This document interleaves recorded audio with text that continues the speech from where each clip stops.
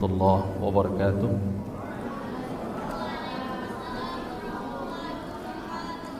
Alhamdulillah, wassalatu wassalamu ala rasulillah wa ala alihi wa sahbihi wa man ittaba'a hudah ila yaumin nalqah. Amma ba'd, inna khairal hadithi kitabullah, khairul huda hudan nabi sallallahu alaihi wasallam, wa syarrul umuri muhdatsatuha, wa kullu muhdatsatin bid'ah, wa kullu bid'atin dhalalah, wa kullu dhalalatin finnari. Amma ba'd. Yang saya hormati Ketua Pembina Yayasan Pak Joko Raharjo, hafizahullah. Yang saya hormati juga Ketua Yayasan Pak Lestarianto Maidani, hafizahullah wa ra'ah. Yang saya hormati Ibu pengawas kita dari Dinas Pendidikan Jati Sampurna, Ibu Astuti, hafizahullah. Kemudian kepada sekolah yang terhormat, ya, Kepala Sekolah SD Bapak Pupung Rianto Permana, hafizahullah ta'ala wa ra'ah. Kemudian kepada segenap jajaran guru, staf pengajar, para asatidzah dan ustadzat SDIT At-Tariq yang saya hormati dan saya muliakan semuanya, Bapak dan Ibu wali siswa dan siswi SDIT At-Tariq yang saya hormati pula, anak-anakku semua yang saya sayangi, yang berbahagia di hari wisuda ini. Alhamdulillah, kita bersyukur kepada Allah Jalla fi'ula atas semua nikmat dan karunia yang dicurahkan untuk kita semua, sehingga alhamdulillah pada kesempatan yang berbahagia ini kita bisa berkumpul di acara yang moga-moga diberkahi oleh Allah Tabaraka wa Ta'ala, dan kita niatkan juga sebagai sebuah amal saleh di sisi Allah Azza wa Jalla yang mudah-mudahan bisa menjadi pemberat timbangan kebaikan kita nanti di yaumil qiyamah. Yang kedua, kita hadiahkan salawat dan salam untuk Nabi tercinta Muhammad sallallahu alaihi wasallam, untuk keluarga, sahabat, tabi'in, atba'ut tabi'in, dan semoga kita semua tetap setia mengikuti mereka dengan cara yang baik sampai kita semua dipanggil oleh Allah Azza wa Jalla.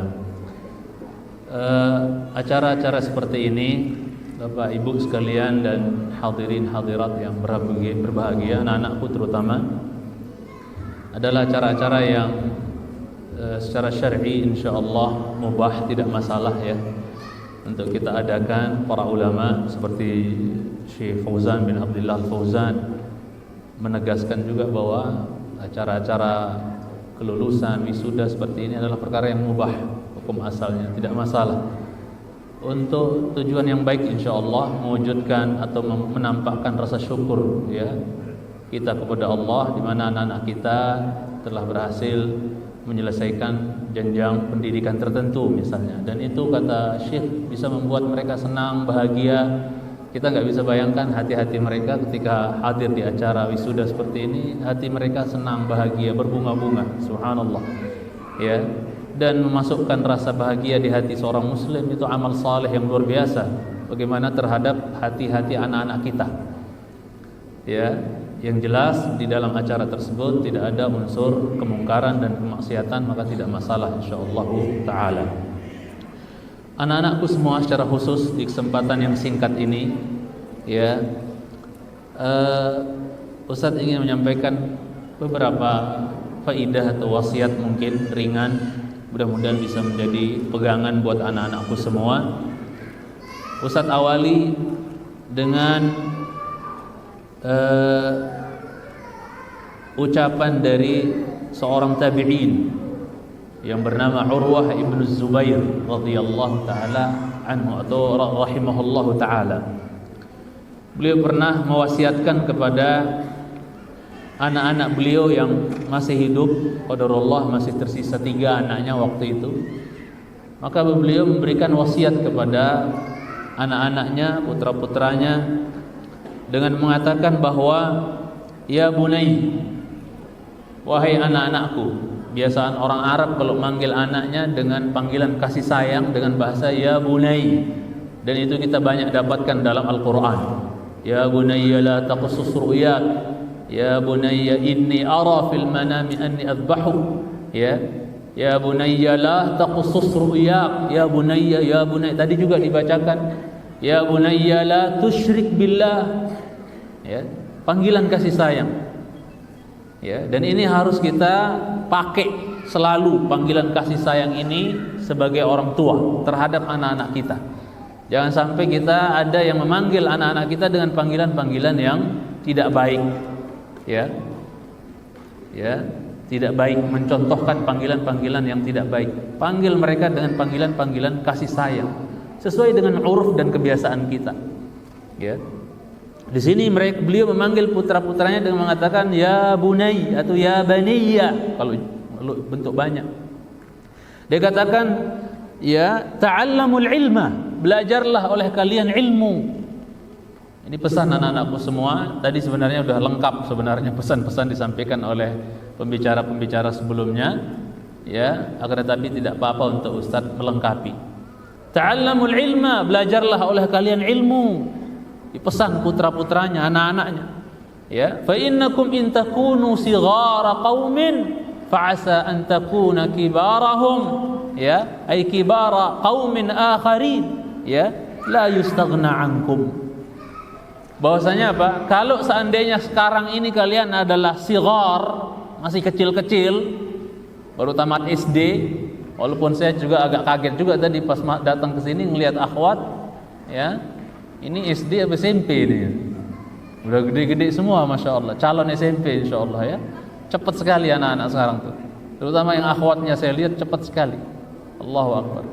Kalau kalian sekarang adalah orang-orang kecil, di mata manusia mungkin masih bocil bahasa sekarang tuh, kecil.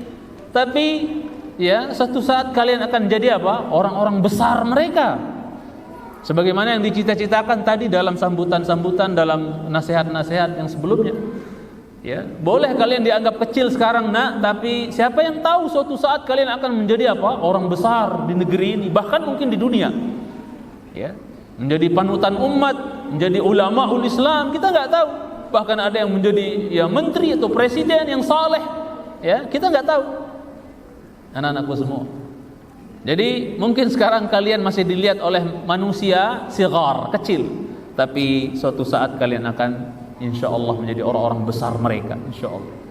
Ada hikmah yang sering kalian dengar, ya, ucapan ya hikmah yang mengatakan syubbanul yaum rijalul ghad. Itu sering sekali kita dengar bahwa pemuda-pemuda hari ini adalah apa? Pemimpin-pemimpin di masa yang akan datang. Kita nggak tahu di antara kalian ini, wajah-wajah ini yang lucu-lucu ini, yang masya Allah ya masih unyu-unyu ini, kita nggak tahu suatu saat akan menjadi ya orang-orang yang ya disegani ya di negeri ini, bahkan di dunia mungkin. Kita nggak tahu anak-anakku semua.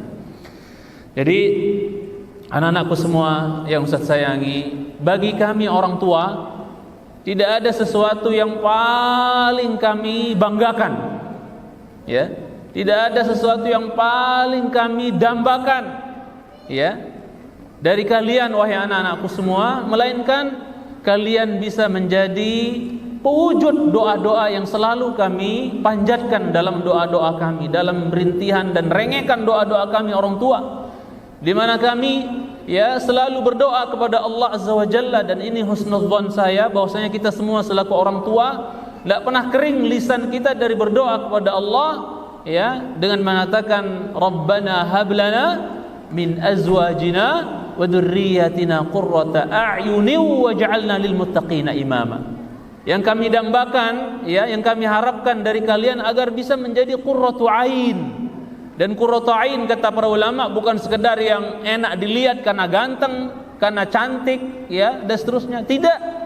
Qurratu ain sejatinya, qurratu ain adalah manakala diajak taat kepada Allah, ya, diajak beribadah, mendekatkan diri kepada Allah, taat kepada Allah.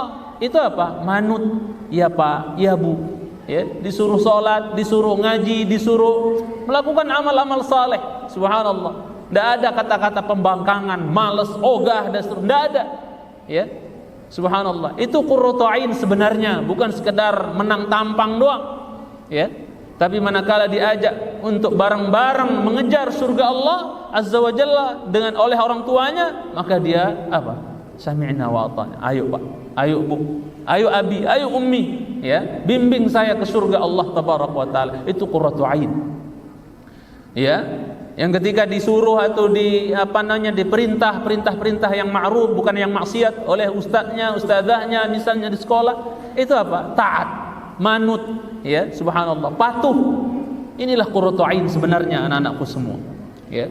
Jadi kami orang tua tidak mengapa, ya, kepala jadi kaki, kaki jadi kepala, ya, peras keringat, berpeluh, capek, letih, udah nggak jelas tampangnya di luar sana, ya, udah kayak anak jalanan kami mencari, ya, nafkah buat kalian, ya, mencari, ya, apa, ya, untuk beli pakaian kalian, ya, untuk membelikan, ya, maksudnya makanan buat kalian dan yang lainnya, kebutuhan kalian. Itu enggak mengapa, ya. Kami siap kepala jadi kaki, kaki jadi kepala demi untuk apa? Ya, mendukung, menyokong proses pendidikan kalian, belajar kalian agar kalian menjadi, ya, anak-anak yang cerdas, anak-anak yang pinter, ya, anak-anak yang saleh. Ketahuilah anak-anakku semua, hidup ini adalah sebuah perjalanan. Hidup ini adalah rihlah, sebuah perjalanan. Sedangkan perjalanan kita butuh bekal. Nggak ada orang pergi jalan jauh nggak bawa bekal. Itu nekat namanya tuh, ya. Maka hidup ini adalah sebuah perjalanan anak-anakku semua. Dan dalam perjalanan kita butuh bekal. Nah, selain bekal keimanan dan ketakwaan yang tadi udah disinggung oleh banyak pembicara sebelumnya, maka bekal yang, ya, harus dan wajib, sifatnya daruriyat, bukan hajiat, bukan tahsiniyat, tapi daruriyat, mesti wajib kalian miliki bekal tersebut, wahai anak-anakku semua, adalah bekal al-ilm, bekal ilmu, ya. Kemanapun kalian pergi, kalau kalian punya bekal ilmu, insyaallah kalian akan diangkat derajatnya sebagaimana di ayat yang sudah dibacakan tadi oleh sebagian.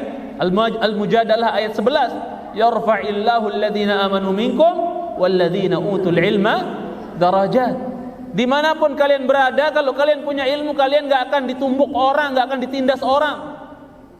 Kadang-kadang, nak, dunia ini kalau kita lihat kayak kejam gitu, ya. Makanya gak cocok kita cinta sama dunia ini. Karena sedih ya di dunia, capek ya di dunia, ya, kecewa ya di dunia, sakit di dunia, pisah dengan orang-orang yang dicintai di dunia. Pokoknya banyak nggak enaknya di dunia ini. Terus dicintai, gimana? Nggak waras kalau orang lebih mencintai kehidupan dunia dibandingkan kehidupan akhirat. Sedangkan dunia beginilah kondisinya. Kadang-kadang kita lihat, ya, dunia ini apalagi zaman sekarang, Allah musta'an, ya. Kalau kita nggak punya ilmu, nak, kalau boleh Ustaz umpamakan dunia ini kayak lesung. Tahu lesung nggak buat numbuk padi zaman dulu tuh? Tahu nggak kalian tuh? Apapun bentuk biji apapun dimasukkan ke dalam lesung tersebut, nggak peduli dia, semuanya ditumbuk ibaratnya. Kalian nggak boleh, ya, jadi generasi-generasi yang ditumbuk orang, direndahin orang gara-gara kalian nggak punya ilmu, ya. Jangan sampai kalian anak-anakku semua jadi sampah masyarakat kalau bahasa kasarnya itu. Gara-gara apa? Malas menuntut ilmu, malas sekolah, malas belajar, ya. Nggak punya semangat, nggak punya ulul himmah untuk menuntut ilmu. Anak-anakku semua, tanamkan terus semangat yang tinggi dalam menuntut ilmu, ya. Itu harus ada ulul himmah, ya. Ulul himmah, semangat yang tinggi, yang sebagian ulama mengatakan seperti Ibnu Qayyim rahimahullah, al-ilmu wal amalu tau'aman ummuhu ma'ulul himmah. Ilmu dan amal itu ibarat dua bayi kembar. Ibu dari kedua-duanya adalah semangat yang tinggi.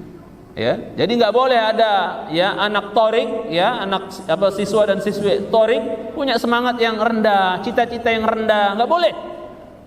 Sampai Nabi bersabda di hadis yang dihasankan Imam Albani rahimahullah, seingat saya, "Idza tamanna ahadukum falyukthir fa inna ma yad'u rabbah."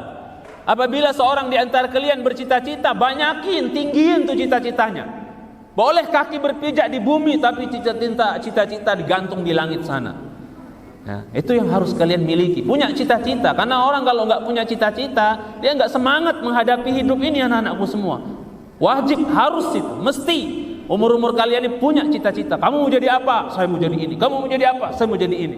Walaupun cita-cita tertinggi dan endingnya adalah apa? Tadi sudah disebutkan, dukhulul jannah, masuk surga. Itu kesuksesan paling tinggi sudah. Faman zuhziha 'anil nar wa udkhilal jannah faqad faz. Barang siapa yang dihindarkan dari neraka dan dimasukkan ke surga, sungguh dia telah sukses. Itu kesuksesan yang paling utama. Kita bisa bareng-bareng sama abi, sama umi, sama keluarga besar, sama saudara-saudara, orang-orang yang kita cintai, bisa reunian, bisa ngumpul nanti di surga anak-anakku semua. Jadi kembali Ustaz katakan, kami orang tua nggak apa-apa, pontang-panting, letih, capek, berpeluh, keringat dan seterusnya, ya, demi membiayai kalian untuk apa? Belajar, ya, dan belajar, sekolah dan sekolah anak-anakku semua. Dan harapan besar kami, ya, untuk kalian semua, mudah-mudahan kalian termasuk anak-anak yang nanti di yaumil qiyamah, ya, bisa mempersembahkan hadiah yang terbesar, hadiah terbaik, ya, buat orang tua kalian berupa mahkota, yang mahkota itu cahayanya lebih terang dibandingkan cahaya matahari.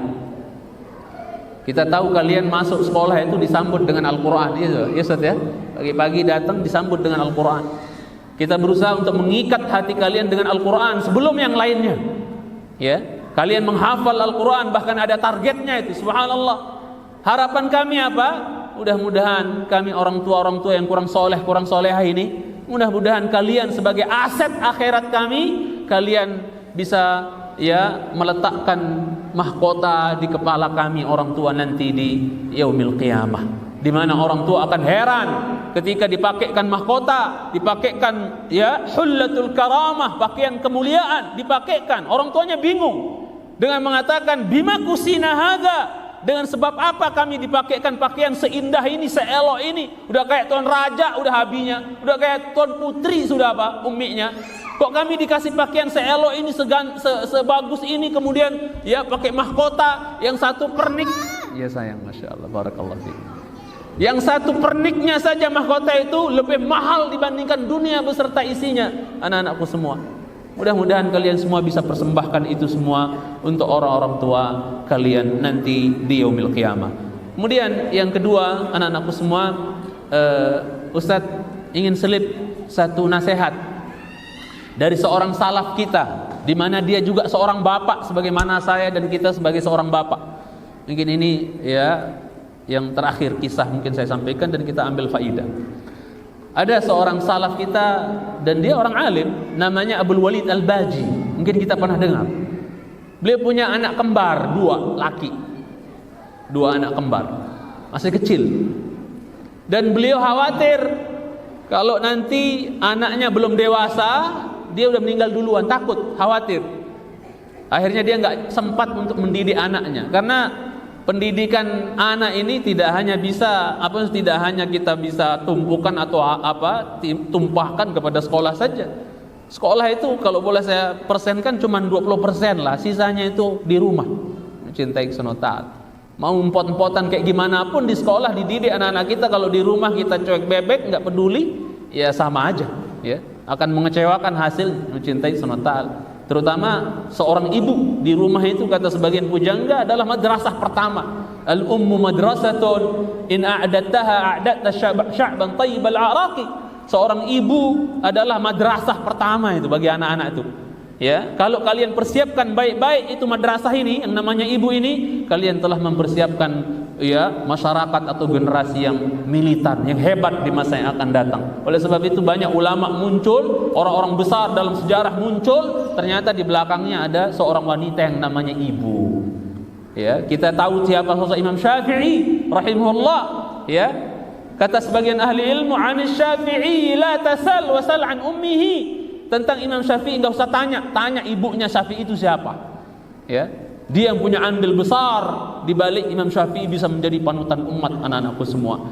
Jadi Abul Walid Al-Baji, ya, karena khawatir tidak bisa mendidik anaknya langsung, dia tulis wasiat anak-anakku semua. Ya, dia tulis wasiat, ya, yang sampai sekarang wasiat itu jadikan sebuah buku, kitab. Judulnya Al-Nasihatul Waladiyah, nasihat terhadap anak. Ya, dia berikan kepada istrinya wasiat tersebut setelah ditulis, ya. diberikan kepada istrinya, nanti kalau bapak ya meninggal, udah nggak ada duluan anak-anak ya belum dewasa kayak gini, saya mati, tolong nanti kalau udah dewasa anak-anak kasih nasihat, kasih surat wasiat ini kepada mereka. Walaupun qadarullah anak-anaknya dewasa, beliau masih hidup dan bisa sekaligus mendidik anak-anaknya. Tapi wasiat yang dia catat itu sampai sekarang bisa kita baca sampai hari ini. Ya, setelah beliau menasihati ya anak-anakku semua, putra-putranya tersebut yang kembar tersebut, bahwasanya apa? Setelah dia ingatkan anaknya agar menghafalkan Al-Quran, ya, membenarkan rukun Islam, ya, berpegang teguh dengan Quran dan Sunnah, mentaati Allah dan Rasulnya, mencintai Rasul, mencintai para sahabat, menghormati para ulama, menghormati ustadz, guru kalau bahasa sekarang, jadikan mereka tauladan yang baik, ya. Dipesankan juga anaknya agar tegakkan sholat, harus bawel terus itu, ibu-ibu, bapak-bapak, harus bawel urusan sholat ini, nggak bisa enggak. Karena Nabi sallallahu alaihi wasallam perintahkan muru auladakum bis shalah wa hum abna'u ya asyri sinin, dan pukul mereka kalau enggak mau salat ketika sudah berumur berapa? Ya 10 tahun, tapi pukulan yang ada aturannya, ya, ada aturannya dalam Islam, enggak main ya pukul sampai patah tulang anaknya, sampai berdarah-darah, enggak benar itu. Cintai Subhanahu wa taala. Diingatkan anaknya tegakkan salat dalam wasiat itu yang sudah jadi kitab sekarang, wasiat tersebut. Ya, tegakkan salat, ya, tunaikan zakat, saum, puasa Ramadan, kemudian haji, umrah, ya, jihad, bahkan di situ disebutkan dalam wasiat tersebut. Nah, di antara pesan yang sangat ya berharga beliau selipkan di dalamnya, ini anak-anakku perhatikan, adalah apa? Pesan tentang ilmu. Bahwa apa yang disebutkan tadi wasiat-wasiat sebelumnya itu nggak bisa kalian wujudkan, nggak bisa kalian lakukan kecuali ada modal ilmu. Gimana kalian mau nyembah Allah dengan sholat yang benar, yang baik, yang sesuai dengan sunnah Rasul, tapi nggak punya ilmunya? Gimana mau berhaji, mau berjihad dan ibadah-ibadah yang lain kalau nggak punya modal ilmu? Maka diantara ya wasiat yang penting yang diselip dalam ya wasiat beliau tersebut terhadap anaknya adalah apa? Adalah ilmu, menuntut ilmu. Yang beliau katakan bahwasanya apa? Alladzi huwa aslu al-khair. Pokok pondasi dari segala kebaikan buat kalian dunia maupun akhirat, itu pokoknya ilmu anak-anakku semua. Sampai Imam Syafi'i kalau Ustaz tidak keliru mengatakan man arada dunya fa'alaihi bil ilm. Siapa yang mau meraih dunia ya ilmu kuncinya.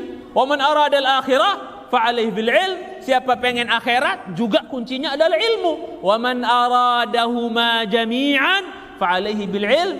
Siapa yang menginginkan kedua-duanya, dunianya, akhiratnya dia mau juga, maka apa? Sama, kuncinya adalah ilmu anak-anakku semua. Ya. Kemudian wabihi yutawassalu ilal bir. Dengan ilmu kita bisa sampai kepada kebaikan-kebaikan. Susah kita ngarep ya seorang generasi muda jadi generasi yang baik, yang punya adab akhlak, yang sopan santun, ya, subhanallah, ya. Kalau dia tidak ada didikan ilmu, dia adalah didikan jalanan misalnya, enggak sekolah, malas belajar, dia lebih senang kongko-kongko dan seterusnya, ya, main gitar-gitaran pinggir jalan enggak jelas dan seterusnya. Ustaz sering sholat subuh kadang tuh, Allah musta'an, melihat ada anak-anak umur SMP atau SMA, laki perempuan sambil ngudut gitu, sambil ngerokok, subhanallah, begadang malam Ahad itu, malam Minggu. Allah musta'an, ini orang tuanya kemana ini?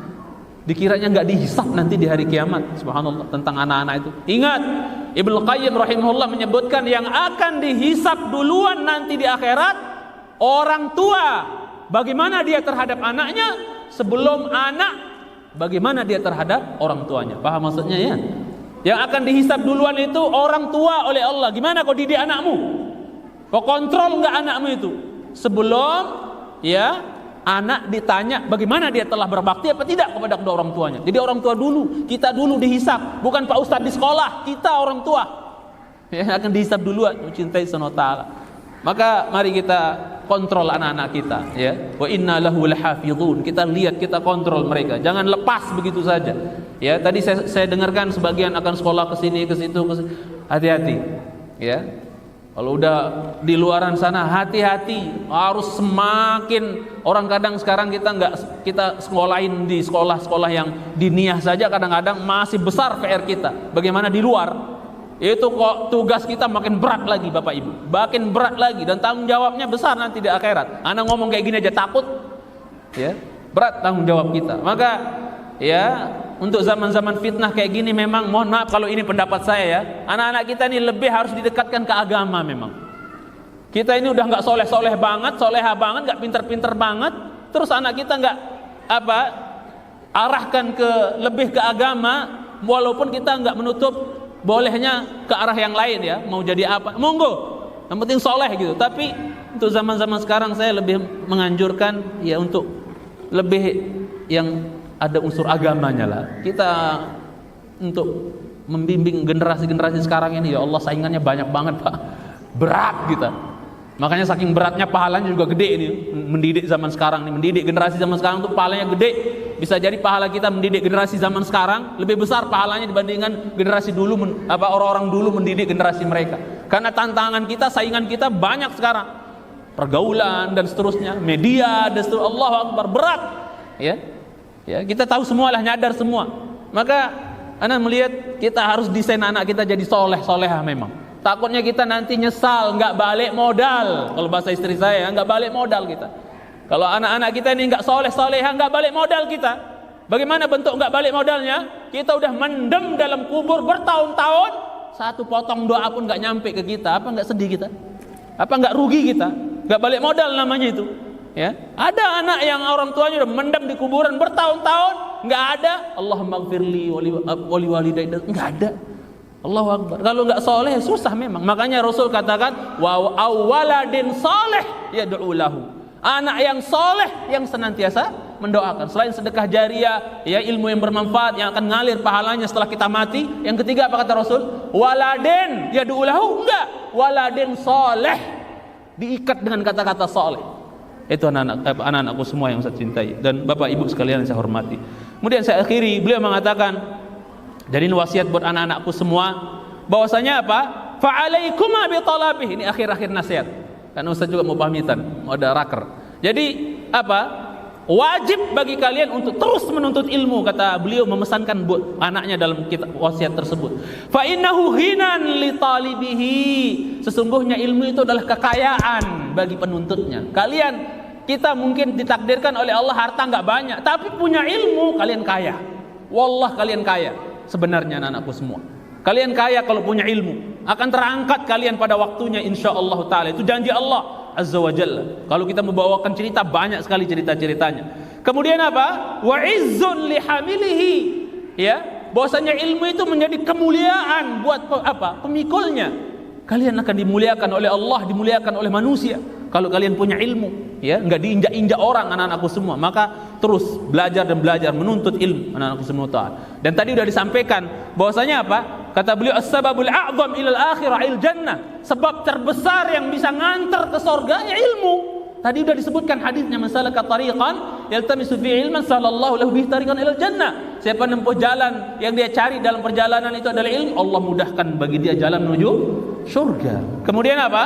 Ya, banyak nasihat beliau, tapi saya akhiri dengan nasihat beliau mengatakan fajtahida fi talabih. Panjang ini Ustaz potong-potong nasihatnya. Maka sungguh-sungguh kalian wahai anakku berdua, karena anaknya dua kembar, bersungguh-sungguh kalian dalam menuntut ilmu itu. Jangan apa? Males-malesan, jangan iseng-isengan, ya males-males, enggak, sungguh-sungguh, serius. Badlul juhud. Itu. Makanya Imam Syafi'i sebutkan satu di antara 6 kunci kita bisa dapat ilmu adalah apa? Ijtihad, sungguh-sungguh. Kemudian kata beliau, ya, wasta'dziba at-ta'ba fi hifdhihi. Ya. Ini bahasanya kalau Ustaz boleh bahasakan, sampai kita dalam menuntut ilmu dan menghafal ilmu itu kalau bisa sampai kayak orang tersiksa gitu loh. Capek, letih, kayak tersiksa rasanya, harus menghafal ini, memahami ini. Gak apa-apa, letih, capek, tersiksa rasanya, gak apa-apa sekarang. Tapi kalian akan enak nanti. Apa kata ahli hikmah mengatakan, man talaba ar-rahah taraka ar-rahah. Siapa yang ingin enak nanti, dia harus rela ninggalin enak dulu sekarang. Nggak apa-apa kita nggak enak sekarang, nggak apa-apa kita tersiksa, capek-capek sekarang. Dulu Ustadz menuntut ilmu mondok makan nasi basi, dan itu nggak sekali dua kali. Ini motivasi buat kalian. Nasi basi, ya teman-teman udah pada punya makanan semua, kita pulang sekolah lapar, kalau masak dulu udah nggak tahan, akhirnya apa? Buka panci, nasinya udah basi, ada lalat-lalat merah yang kecil-kecil itu udah digerumunin. Ya sudah, daripada masak dulu lama, udah kelaparan, pingsan rasanya, udah masukin air ke dalam nasi basi itu, ya diremes-remes kayak gitu, dibuang, kasih air lagi, diremes-remes, dibuang biar hilang bau basinya. Udah gitu dikasih parutan kelapa yang sudah digoreng itu, udah makan sudah. Dan itu nggak sekali dua kali, ya sampai nggak gemuk-gemuk Ustadz dulu, sampai sekarang, ya cinta Subhanahu wa ta'ala. Tapi harus dilewati. Kata Ibnu Qayyim, sesuatu yang enak itu nggak tahu ya, yang enak-enak itu selalu melewatinya harus lewat jembatan letih dan capek. Tersiksa dulu anak-anakku. Orang Indonesia punya peribahasa, berakit-rakit ke hulu, berenang-renang ke tepian. Sakit-sakit dulu lah, baru nanti senang belakangan. Ya, man talabal ula saharal layali, siapa yang mau hebat nanti dia harus rela begadang di malam hari menuntut ilmu. Nah, ini begadang yang dibolehkan, begadang dalam rangka menuntut ilmu, jangan begadang main game dan seterusnya misalnya, enggak. Anak-anakku semua yang saya sayangi. Jadi tersiksa dalam menghafal ilmu, sahar fi darsi, sampai begadang dalam belajar menuntut ilmu. Sampai sebagian salaf dahulu, subhanallah, Imam Ahmad kalau nggak keliru atau imam yang lain, itu kalau saking belajar, saking rajinnya belajar, umur-umur kalian, emaknya itu saking sayangnya, kesian kalau anaknya itu belajar sampai malam belajar, kena lentera terus tuh mata, ya sinar lentera itu, orang kalau kena sinar lentera kelamaan bisa sakit tuh mata. Makanya banyak ulama itu, anak-anakku di akhir-akhir hayatnya itu buta, seperti Imam Syafi'i buta karena selalu bertahun-tahun kena cahaya lentera, akhirnya buta, subhanallah, karena belajar. Bukan karena main game, tapi belajar. Anak-anakku semua. Sampai sebagian mereka kadang ngerjain emaknya demi bisa baca. Emaknya bilang, tidur nak, udah jangan belajar mulu, udah capek, tidur. Ya mak, ya. Dia tutup pakai belanga, tahu belanga enggak, atau baskom gitu. Dia tutup lenteranya itu pakai belanga. Ya mak, udah tidur nih, mau tidur. Coba. Demi dia bisa lanjut belajar. Mohon maaf nih, sampai dia politikin maknya. Ya mak, tidur gak? Ditutup pakai baskom atau belanga itu, lentera tersebut. Jadi kelihatan kayak tidur. Ketika dia perhatikan, emakku udah ngorok nih, udah tidur nih, dia buka lagi belanganya, belajar lagi. Saking semangatnya gitu, rakusnya mereka terhadap ilmu. Kalau kita mau ceritakan gak ada waktu, anak-anakku, banyak sekali kalau kita mau ceritakan yang bisa menjadi motivasi kita. Pokoknya anak-anakku semua, ya semangat terus belajar. Terus nanti kalian sekolah dimanapun, tolong jaga pergaulan, jangan sembarangan milih teman. As-sahib teman itu menarik. Kalau teman kalian baik, insya Allah kalian ditarik jadi orang yang baik juga. Kalau teman kalian buruk, insya Allah kalian akan buruk, bahkan mungkin lebih bejat, lebih buruk dibandingkan mereka. Pilih teman, anak-anakku semua. Kalau kita pintar pilih durian, malah maka harus lebih pintar dulu, lebih pintar memilih teman. Kemudian Ustaz ingatkan juga, jangan pernah berhenti dan letih untuk kalian berbakti kepada kedua orang tua kalian. Bakti terus. Mereka terlalu capek ngurus kita, nak. Capek mereka, letih mereka ngurus kita, ya, mencarikan biaya buat kita. Terus kalian berbakti kepada mereka sampai mereka dipanggil oleh Allah Azza wa Jalla. Terus berbakti. Kemudian juga yang terakhir, jangan lupa untuk selalu selip doa sebagaimana tadi diselipkan oleh pembicara-pembicara sebelumnya. Selipkan doa buat ustadz dan ustazah kalian sudah empot-empotan, pontang-panting, capek mendidik kalian, mengayomi kalian selama di sekolah. Sebagian ulama dahulu, ya seperti Imam Ahmad, 30 tahun kalau saya tidak keliru, Ustaz tidak keliru, 30 tahun dalam sujud itu nggak pernah lupa doa buat gurunya yang bernama Imam Syafi'i. Imam Ahmad tuh 30 tahun dalam sujudnya, dalam sholatnya, dia selalu ingat doa buat gurunya. Karena mereka jasanya terlalu besar, anak-anakku semua.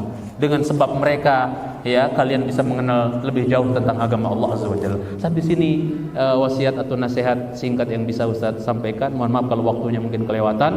Mudah-mudahan yang sedikit ini bermanfaat. Aku qouli hadza wa sallallahu ala Muhammadin wa ala alihi wasallam. Assalamualaikum warahmatullahi wabarakatuh.